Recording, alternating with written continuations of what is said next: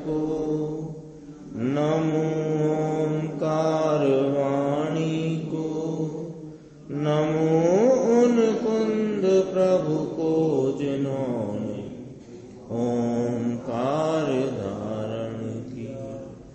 अहो उपकार जिनवर का, कुंद का दिव्य वाणी का, जिन कुंद ध्वनि दाता उनका हम स्वामी का।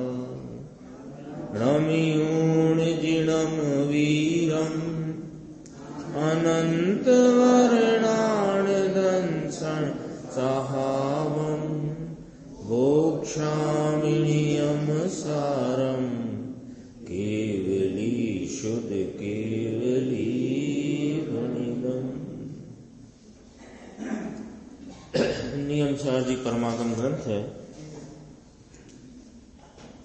इसके शुद्ध निश्चय प्राश्चित अधिकार की अंतिम गाथा के बाद मुनिराज पंत ब्रह्मधारी देव, जो इस ग्रंथ के टीकाकार हैं, उन्होंने 5 कलश कहे, जिसमें से पहले कलश की चर्चा स्वाध्याय अपनी कल हुई। 196 नंबर का कलश है, 45 नंबर का पेज। कलश का पाठ करते हैं।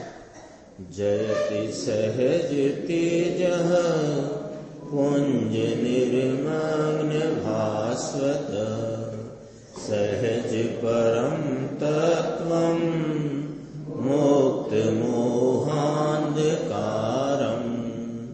सहज परम दृष्ट्या निष्ठितन्मोद जातं, भव भव परितापहि कल्पनावेश मुक्तम। कहते हैं मुनिराज कि सहज तेज पुंज में निमग्न ऐसा वह प्रकाशमान सहज परम तत्व जयवंत है। यहां से देखना है, जयवंत है। कौन? यह चैतन्य परमात्मा, यह शुद्ध भगवान आत्मा, यह अपना परमात्म तत्व कैसा है कि सहज तेज पुंज में निमग्न। इसमें भाषा तो ऐसी ली कि तेज पुंज में निमग्न है, प्रकाशमान है, मोहांधकार को दूर किया है, दृष्टि से परिपूर्ण है और भव भव के परितापों और कल्पनाओं से मुक्त है। भाषा ऐसी ली, पर भाषा किसके प्रतिपादन की है, किसका निरूपण है कि वह एक रूप रहने वाला अनादि अनंत जैसे का तैसा वह परमात्मा तत्व, उसकी बात चलती है। ऐसी देखो, सहज तेज पुंज में निमग्न। सहज नाम स्वाभाविक, तेज पुंज माने ज्ञान के जो विस्तार है, ज्ञान का जानना देखना, वह तेज रूप है। वह तेज रूपता का पुंज, तो उस तेज रूपता के पुंज में निमग्न ही है यह मेरा परम तत्व। वह जयवंत है, सदा जयवंत है। ऐसा वह प्रकाशमान, अपने ज्ञान प्रकाश ज्ञान तेज से रहा हुआ वह प्रकाशमान सहज परम तत्व जयवंत है। फिर कहा कि जिसने मोह अंधकार को दूर किया है। इसका अर्थ क्या लिखा कि जो मोह अंधकार से रहित है ही नहीं, मोह अंधकार दूर किया है। यह तो एक भाषा का इस प्रकार प्रयोग है, लेकिन वास्तविकता क्या कहनी है कि मोह अंधकार इस आत्मा में है ही नहीं। यदि होए तो वह दूर होए, पहले होए और फिर दूर होए, ये वाली बात है ही नहीं। स्वभाव में मोह नहीं और उसका अंधकार नहीं। स्वभाव तो सहज ज्ञान के तेज पुंज स्वरूप प्रकाशमान है, ये स्वभाव है इसका। प्रकाशमानता इसका स्वभाव है। ठीक है, तो मोह अंधकार को दूर किया है, अर्थात जो मोह अंधकार रहित है, वस्तु में मोह नाम का या मोह रूपी कोई अंधकार है ही नहीं। फिर कहा, हाँ, स्वभाव में अंधकार नहीं, जो सहज परम दृष्टि से परिपूर्ण है। इसका क्या अर्थ हुआ कि यह वस्तु अनादि अनंत अपने स्वभाव ज्ञाता दृष्टा तेज रूपता से यह परिपूर्ण ही है। लेकिन परिपूर्णता दिखाई किसमें दी कि वह स्वरूप की दृष्टि वाली जो दृष्टि है उसमें यह ज्ञात होता है, यह अनुभव होता है कि मैं परिपूर्ण हूं। तो जो दृष्टि, जो उपयोग की दशा उस आत्मा को परिपूर्ण देखती है, तो कहा उस दृष्टि से परिपूर्ण है। ऐसा प्रयोग यहां ऐसा है भाषा का, जो सहज परम दृष्टि से परिपूर्ण है, जो विभावों को छोड़कर स्वभाव स्वरूप दृष्टि का परिणमन है, उस परिणमन में यह वस्तु कैसी दिखाई दी कि जैसी है वैसी। तो कैसी कि परिपूर्ण, तो परिपूर्ण है सो परिपूर्ण दिखी, ये कहते हैं। देखो, ये जो सहज परम दृष्टि से परिपूर्ण है और जो वृथा उत्पन्न भव भव के परितापों से तथा कल्पनाओं से मुक्त है। जो वृथा तो समझते ही हैं, फालतू व्यर्थ के ही, तो ये भव भव के परिताप और कल्पनाएं व्यर्थ ही खड़ी हुई है, वस्तु में तो ये स्वभाव ही नहीं है। ये वस्तु यानी मैं आत्मा अनादि से संसार में अनेक प्रकार के परावर्तनों में भटकता हुआ हूँ, तो ये भव भव के परिताप और उनमें कभी मैं त्रियंच हूँ, देव हूँ, मनुष्य हूँ, नारकी हूँ आदि इत्यादि कल्पनाओं में वर्तता रहा। सो यह कल्पनाएं और भव भव के परिताप, इनसे तो मैं सदा ही मुक्त हूँ। ये इसमें भव भव के परिताप रूप जो दुख है वो दुख नहीं, और मैं देव हूँ, त्रियंच हूँ, नारकी हूँ, मनुष्य हूँ, राजा हूँ, सेठ हूँ, ये कल्पनाएं भी इस वस्तु में नहीं है। उस वस्तु की यहाँ मुनिराज कहते हैं कि वह तत्व परम तत्व जयवंत है।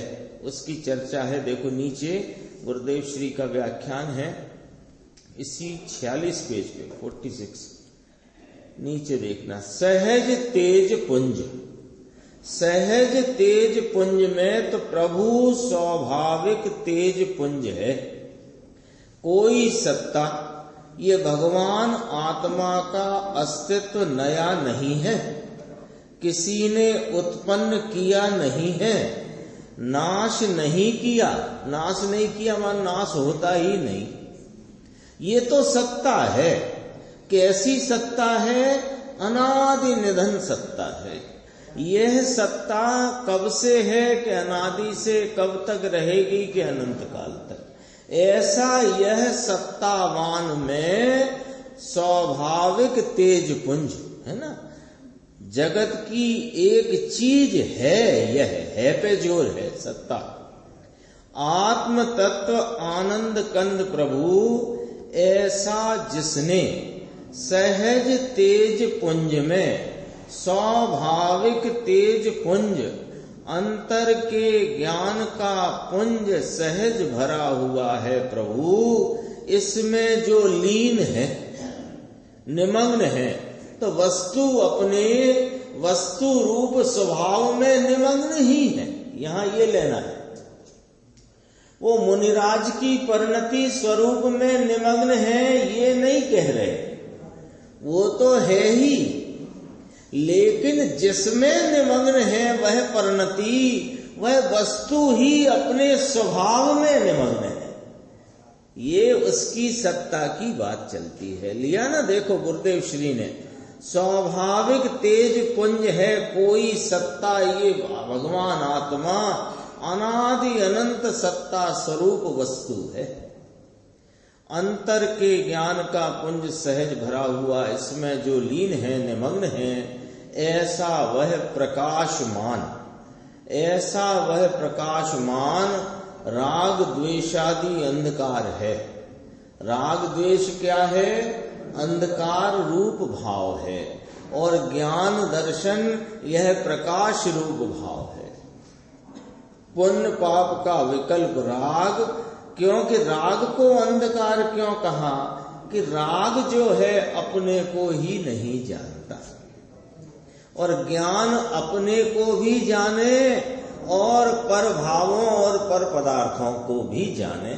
इसलिए जो ज्ञान जानने स्वरूप है वह प्रकाश स्वरूप है, और राग देश जो अचेतन स्वरूप है, जिसमें चेतनता का अंश भी नहीं, वह अंधकार स्वरूप है। राग को जानने वाला तो ज्ञान है, तो ज्ञान स्वरूप जो भगवान यह तेज का पुंज है, यह प्रकाशमान है। कहा सहज परम तत्व जयवंत है। ले मुनिराज अपनी बात भी करते हैं। मुनिराज कहते हैं कि हमारे तो वह जयवंत वर्तता है, हमारी परिणति में तो यह गायक प्रभु जयवंत वर्तता है। अभी चल रही थी ना सीढ़ी में मुनि विष्णु कुमार का प्रसंग थोड़ा आया था, वो बात ध्यान रखने की, गुरुदेव ने बहुत अच्छे से उसको अपने सामने रखा। वात्सल्य के संदर्भ से वह कथा बहुत प्रसिद्ध है। वात्सल्य अंग में वो वात्सल्य के संदर्भ से बहुत प्रसिद्ध कथा है, लेकिन वह मुनि का कार्य नहीं। हाँ, वो मुनि का कार्य नहीं है। वो कोई प्रसंग ऐसा आ पड़ा कि उस प्रसंग को टालने के लिए, उस उपसर्ग को दूर करने के लिए और कोई विकल्प वहां दिखाई देता नहीं था, तो उन्होंने मुनि पद छेद दिया। पहले मुनि पद को छेदा है, और जो अंतरंग में तीन कषाय की अभाव रूप जो वीतरागता की परिणति थी, उसका नाश करा। क्यों? कि ये जो भाव आए कि मैं बावनिया का वेश धर के और राजा से 2.5 गज दो पैर जो जितनी जमीन मांगना है, जमीन मांगना मुनियों का काम नहीं भाई, ये मुनियों के योग्य कार्य नहीं है। तो मुनिपना छेद दिया। वास्तव में उस बात को थोड़ा इधर यदि अपन विवेक से विचार करें, तो वह मुनि विष्णु कुमार का वात्सल्य नहीं है, विष्णु कुमार का वात्सल्य है।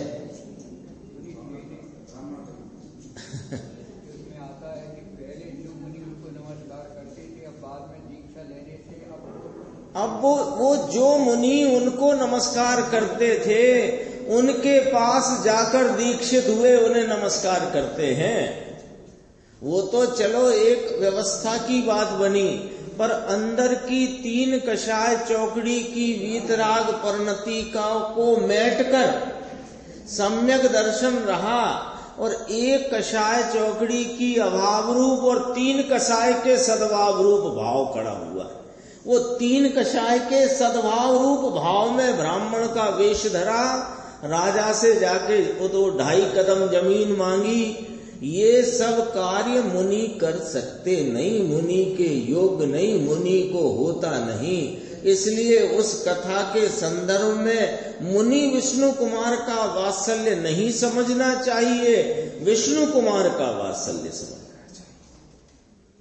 फिर वह बाद में फिर मुनि पद, फिर मुनि दीक्षा, फिर अंगीकार करी। बहुत स्पष्ट कर दिया था गुरुदेव ने। हाँ, मोक्षवार प्रकाशक में आई है, पंडित जी ने लिए ही चर्चा। मुनि पद के योग का कार्य नहीं है। हम बड़े शान से मुनि शब्द कहते हैं, मुनि कह नहीं सकते उस कार्य में।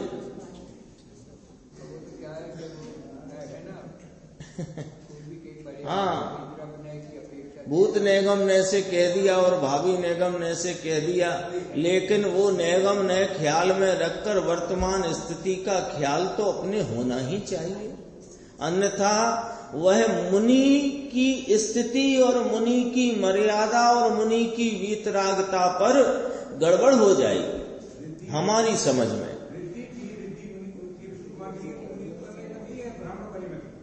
रिद्धि थी, वो रिद्धि थी, लेकिन वह तीन कषाय का चौकड़ी की जो अभाव रूप वीतरागता मिट गई, रिद्धि रह गई, रिद्धि रह गई। लेकिन रिद्धि तो रिद्धि फिद्धि है, वास्तव में तो अंतरंग में जो वीतरागता का झरना है, सारा जैन शासन तो उसके लिए है, वही है। ये देखो अभी क्या कहते हैं, तेज के पुंज का प्रकाश सहज तेज जयवंत वर्तता है। देखो जरा भाषा देखना, जयवंत वर्तता है जयवंत है जो वस्तु अनादि अनंत ज्ञायक सत्ता यह है, वह जयवंत है। हमारी दृष्टि में ये आया है तो हम कहते हैं कि यह सत्ता कायम की अनादि की है, यह जयवंत वर्तती है। भाषा लिखी ना इसमें मुनिराज ने, प्रकाशमान सहज परम तत्व जयवंत है, ऐसा लिखा मुनिराज ने। आगे देखते हैं 48 पे, सहज तेज पुंज में निमग्न, बीच में है, ऐसा वह प्रकाशमान सहज परम तत्व जयवंत है कि जिसने मोह अंधकार को दूर किया है, अर्थात जो मोह अंधकार रहित है। अब यहाँ भाव समझना इसका, शब्द ऐसा है कि मोह अंधकार को दूर किया है, वास्तव में मोह अंधकार इसमें है ही नहीं। समझ में आया? प्रायश्चित के श्लोक आए ना, प्रायश्चित अधिकार, उसके अंतिम श्लोक हैं ये। इसमें कहते हैं कि जिसने मोह अंधकार को दूर किया, इसका अर्थ क्या है कि वस्तु जो है इसमें मोह है ही नहीं। मोह किसे कहते हैं? मोह किसे कहते हैं कि भ्रांति को मोह कहते हैं और पर में सावधानी के भाव को मोह कहते हैं। तो पर में सावधानी का भाव रूप भाव इस वस्तु में नहीं और भ्रांति का भाव इस वस्तु में नहीं, यह तो निर्भ्रांत स्वरूप परम तेज पुंज प्रकाशमान वस्तु है, ऐसा यहां कहते हैं। देखो मोह है ही नहीं, मोह अंधकार को दूर किया, ये तो पर्याय की बात हो गई। मोह अंधकार को दूर किया, ये तो पर्याय की बात हो गई। इसमें मोह अंधकार है ही नहीं, ये स्वभाव की बात है और स्वभाव जयवंत है, ये कहना है। जिसमें मोह अंधकार राग द्वेष दया दान भाव, ये सब मोह है अंदर वस्तु में, ये मोह है ही नहीं, ये मोह नहीं, ये अंधकार का नाश किया, ऐसा कहने में आया है। तो फिर मुमुक्षु ने कहा अपनी तरफ से कि मोह अंधकार को दूर करने की शक्ति वाला है, ऐसा कहना चाहते हैं क्या मुनिराज? कि नाना है ही नहीं ना। देखो जरा इसमें कितनी छोटी सी बात में गहराई बहुत आ जाती है। मोह अंधकार को दूर करने की शक्ति वाला यह सहज तेज पुंज परम प्रकाशमान वस्तु, कि नाना इसमें मोह है ही नहीं, दूर करने की शक्ति वाला कहने की जरूरत ही क्या है ही नहीं। मोह है ही नहीं, लेकिन नाश करने वाला कहा, इसका अर्थ कि इसमें नाश ही है। चैतन्य तत्व में मोह का नाश ही है, मोह है ही नहीं। द्रव्य के मोह नाश करना ऐसा कहाँ होए। इसका अर्थ ये किया था, भाई ने अर्थ किया था ना, यह उसमें लिखा है ब्रैकेट में, तो कहते हैं गुरुदेव भाई ने अर्थ किया है, जो मोह अंधकार से रहित है। नाश का अर्थ ये, द्रव्य स्वभाव जो चैतन्य मूर्ति सच्चिदानंद प्रभु भगवान अरिहंत केवल ज्ञानी त्रिलोकनाथ ने आत्मा देखा, जैन प्रकाशमय आत्मा चैतन्य प्रकाश।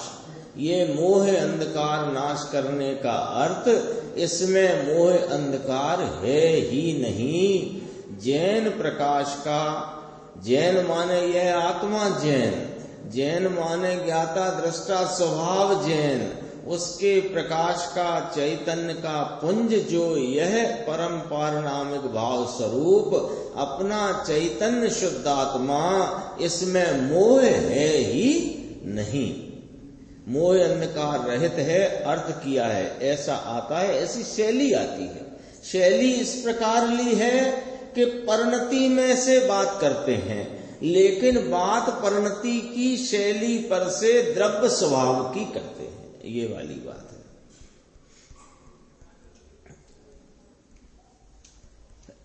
थोड़ा सा है ये, पेज नंबर अपना आ गया 50 के नीचे देखो, नीचे की पंक्ति देखते हैं 2। और जो वृथा, ये और देखना, परम दृष्टि से परिपूर्ण है। दृष्टि में परिपूर्ण लिया ना, तो ये भी भाषा वही आई शैली में, दृष्टि में परिपूर्ण है। दृष्टि तो पर्याय होती है, तो दृष्टि में परिपूर्ण है माने ये तो स्वभाव से परिपूर्ण है, वो दृष्टि में ज्ञात होता है कि ये परिपूर्ण है, ऐसा कहा। हाँ, सम्यक दर्शन जो हुआ, इसमें आत्मा परिपूर्ण मानने में आता है। सम्यक दर्शन का विषय सम्यक दर्शन नहीं होता। सम्यक दर्शन का विषय परिपूर्ण तत्व है। समझ में आया? सम्यक दर्शन का विषय सम्यक दर्शन नहीं है, कारण कि वह तो पर्याय है।